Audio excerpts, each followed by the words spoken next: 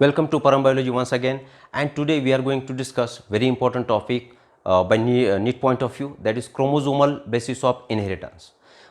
Before starting with this topic, that is chromosomal basis of inheritance, we will brief Mendel's work, right? Mendelनी कशामध्ये study केले तर Mendel studied Pisum sativum plant, that is garden pea. How many characters did he study? He studied 7 contrasting pairs of characters. त्यांनी त्याचा व्यवस्थित data maintain ठेवला. That's why Mendel was successful.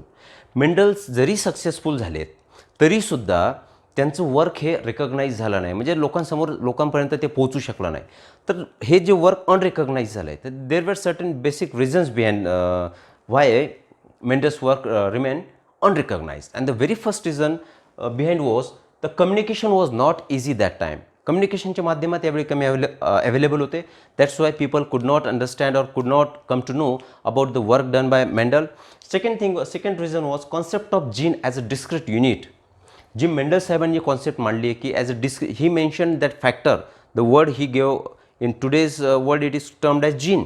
जीनला त्यांनी ज्यावेळी जे फॅक्टर नाव दिलं तर त्याला डिस्क्रीट युनिट म्हणून त्यांनी एक्सप्लेन केलं, which was not accepted by other scientist.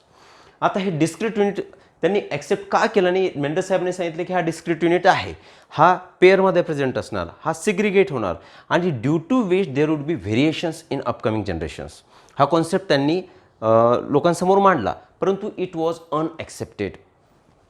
Third reason was approach of using mathematics was unacceptable by the contemporary scientist present that time.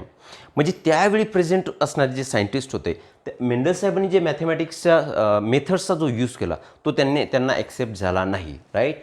And the next reason was no physical proof was given by Mendel for existence of gene or that factor. तिथे त्यावेळी microscopy develop झालेली नव्हती. त्यावेळी physically कोण एका सेलकडून दुसऱ्या सेलकडे transfer होतो किंवा एका जनरेशनकडून दुसऱ्या जनरेशनकडे कोण ट्रान्सफर होतं आहे याचा फिजिकल प्रूफ ते देऊ शकले नाहीत. Because there were again, that was again different story, right? Well, so scientists Sutton and Bohri later on observed or they study chromosome, right? आता क्रोमोझोम स्टडी करण्याअगोदर क्रोमोझोमचा शोध लागणं हे सुद्धा गरजेचं आहे. तर जेव्हा जशी मायक्रोस्कोपीमध्ये ॲडव्हान्समेंट होत गेली, जसं की 1900मध्ये 3 सायंटिस्ट आलेत, कोरेन्स, शेरमॅक आणि द रीस. ह्या तिन्ही सायंटिस्टनी इंडिपेंडेंटली मेंडल साहेबांची स्टडी ही परत रीड केली, म्हणजे त्यांनी परत त्याला स्टडी केलं. आणि त्यांनी नंतर पोस्ट मेंडेलियन जेनेटिक्सचा पार्ट येईल हा, तर त्यांनी मग नंतर लॉज फॉर्म्युलेट केले, that is law of dominance, law of segregation आणि लॉ ऑफ इंडिपेंडंट असॉर्टमेंट. आता 1902मध्ये जेव्हा there was fully advance microscopes were there, तर तेव्हा सायंटिस्ट जेव्हा सेल स्टडी करत होते तर त्यांना सापडलं की वाईल डिव्हिजन ऑफ सेल जेव्हा डिवाईड व्हायची, there was some factor or there was something that doubled up before dividing the cell. त्या सायंटिस्टला असं सापडलं की सेल डिवाईड होते वेळी कुठली तरी एक गोष्ट त्याची अमाऊंट ही डबल झाली, ठीक आहे. आणि त्या डबल झालेल्या अमाऊंटला त्या सायंटिस्टने जे नाव दिलं ते म्हणजेच chromosome. These are colour bodies, right.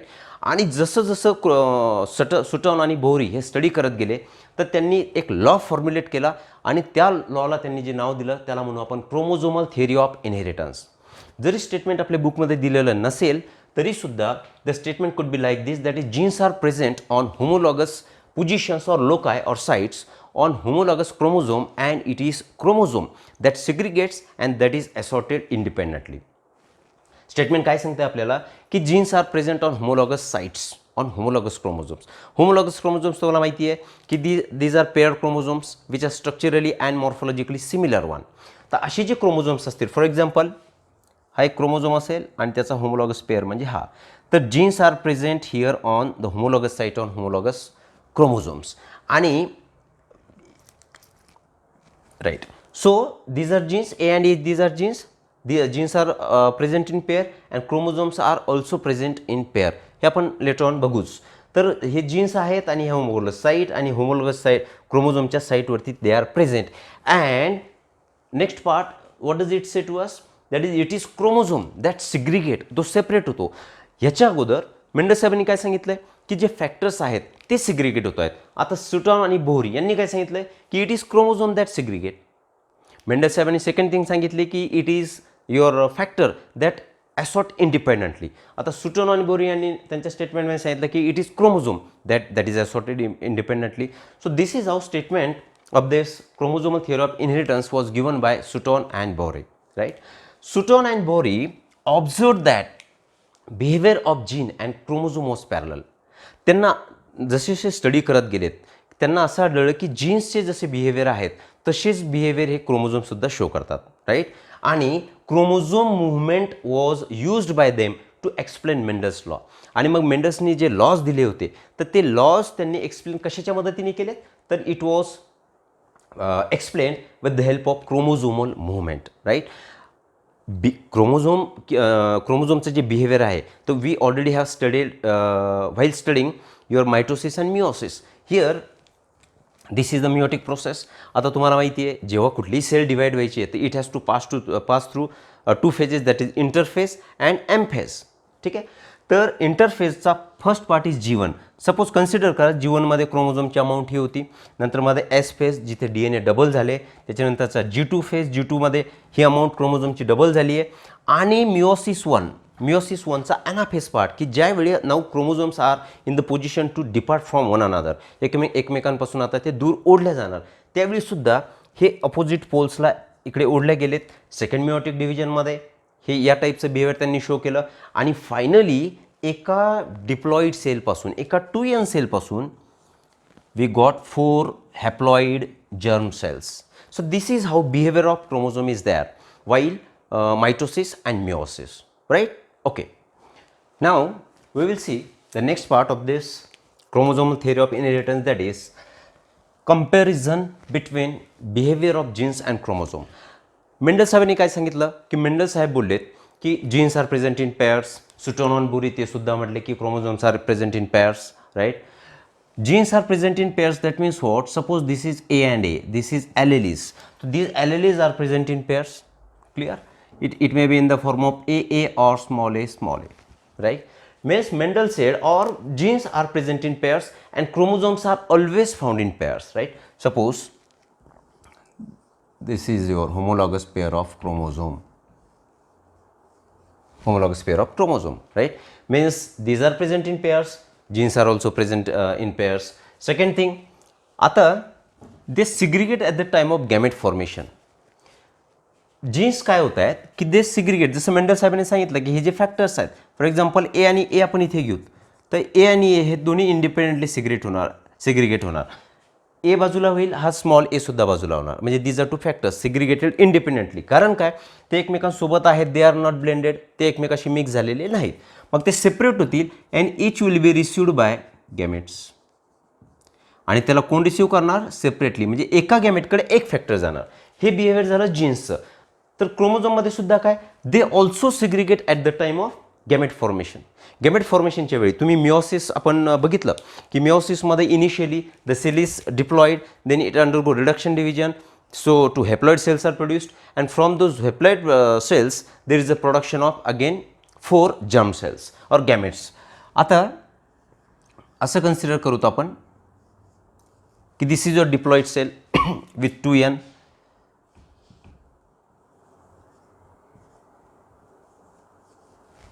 आणि त्यांचं रिडक्शन होऊन आता हे क्रोमोझोम सेपरेट झाले.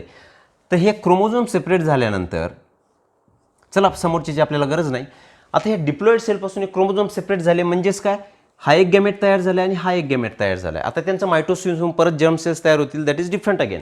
म्हणजेच हे होमोलॉगस क्रोमोझोमची पेअर सोबत होती, परंतु गॅमेट फॉर्मेशनच्या वेळी हा क्रोमोझोम या सेलला जाऊन मिळाला, हा क्रोमोझोम या सेलला जाऊन मिळाला. That means they segregated at the time of gamete formation and each cell received single chromosome. Gamete म्हणतो आपण याला, ठीक आहे. Next difference is I mean comparing point is they are independently assorted. Chromosomes are also independently assorted. आता ही जी jeans independent assort होत आहेत, that means what, suppose this is AA pair and this is BB pair. So this factor could go with this capital B or it also could go with the small b. This A can go with this or this can go with this. That is termed as independent assortment. We have seen or discussed in under the topic of Mendel's, right? So chromosomes are also independently assorted. What does that mean? Chromosomes सुद्धा ह्यालाच जर आपल्याला explain करायचं म्हटलं, for example ही homologous क्रोमोझोमची एक pair असेल, थोडं जवळ घेऊत आपल्याला. This is homologous chromosome pair and this is another pair. ठीक आहे. Suppose here is a presence of A and here it is a presence of B. On this arm there is a presence of B and there is a presence of small B. Now this A can go with this or can go with this. That means even chromosomes are independently assorted. Clear this? Well, आता ह्याच्यानंतरचा point येतोय की हे कंपेअरिंग point झालेत म्हणजे दोघांचंही behaviour, जीन्सचं behaviour सुद्धा आणि क्रोमोझोमचं behaviour सुद्धा. The behaviour shown by both genes and chromosome were similar. Later on Sutton and Boori argued about something. What about they argued? That is, Sutton and Boori argued that pairing and segregation of pair of chromosome would lead to segregation of pair of factors they carried. Simple गोष्ट आहे. Chromosome आहे, क्रोमोझोमवरती हे alleles present आहेत. जर हे एकमेकापासून सिग्रिगेट होतील तर हे कुणाला, सपोज हा क्रोमोझोम हा सिग्रिगेट होतोय, सेपरेट बाजूला जायचं आहे, याला दुसऱ्यासोबत मिक्स व्हायचं आहे, तर हा जेव्हा ॲसॉर्ट होईल तर ॲसॉर्ट होते वेळी या एला सुद्धा सोबत घेऊन जाणार. गेटिंग दिस? सेकंड एक्झाम्पल घेऊ. सपोज हा बी असेल, याला ॲसॉर्ट व्हायचं आहे, डिस्ट्रीब्यूट व्हायचं आहे, तर हा जेव्हा डिस्ट्रीब्यूट होणार, इंडिपेंडेंटली स्वतंत्रपणे डिस्ट्रीब्यूट होणार, तर त्याच्यावरती प्रेझेंट असणारा जीनसुद्धा तो सोबत घेऊन जाणार. And that was the argument given by Sutton and Boveri. Right? So this was the study done by Sutton and Boori, that is chromosomal theory of inheritance. Later on, experimental proof was given by some scientist and the name of that scientist was Thomas Hunt Morgan. Experimental proof. Thomas Hunt Morgan. आता Morgan, त्यालाच आपण शॉर्टमध्ये TH Morgan म्हणतो. Right? आता TH Morgan साहेबांनी experimental proof दिला की chromosomal theory of inheritance हे कसं होणार. राईट? तर यांनी ज्या एक्सपेरिमेंटल ॲनिमलचा किंवा ॲनिमल्स म्हणू आपण यूज केला, तर ती एक्सपेरिमेंटल ॲनिमल कोण होती, तर फ्रूट फ्लाय. ठीक आहे. आणि त्या फ्रूट फ्लायचं नाव काय, ड्रॉसोफिला मेलॅनोगॅस्टर. याच्यामध्ये यांनी स्टडी केली. आता ड्रॉसोफिला मेलॅनोगॅस्टर ह्या फ्रूट फ्लायची स्टडी त्यांनी का केली? जसं की गार्डन पीच्या स्टडीसाठी मेंडल साहेबांकडे रिझन्स होते की त्यांचे भरपूर सारे कॅरेक्टर्स एकाच प्लांटमध्ये अवेलेबल होते. 7 पेअर्स ऑफ कॉन्ट्रास्टिंग कॅरेक्टर्स. नंतर डॉमिनंट रिसेसिव्ह पेअर्स त्यांना त्याच्यामध्ये मिळाल्या. नंतर प्रोजिनी पिरियडसुद्धा कमी होता, जास्त प्रोडक्शन होतं. मग ह्या सगळे हे जसे कारण मेंडल साहेबांनी यूज करून गार्डन पीमध्ये स्टडी केली. सिमिलरली फ्रूट फ्लायमध्ये सुद्धा there were some points why this TH Morgan studied fruit fly, that is Drosophila melanogaster. The first reason was it's a progeny time, sorry याचा लाईफ म्हणू आपण, life time was 2 weeks. इथे life time न म्हणतो आपण, म्हणू याला regeneration time. Regeneration time was only 2 weeks. Actually जेव्हा मॉर्गन साहेबांनी आर्टिफिशियली फ्रूट फ्लाय तयार केलेत तर this period was extended to up to 4 weeks. Right?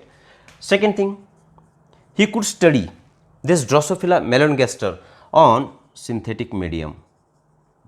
याच्यावरती ते त्यांचं कल्चरिंग इझिली करू शकले. कल्चरिंग करणे म्हणजे काय, त्यांची ग्रोथ करणे. तर सिंथेटिक मीडियमचा त्यांनी लॅबोरेटरीमध्ये वापर केला and he was able to culture the colonies of this fruit fly. नाव third is number of progeny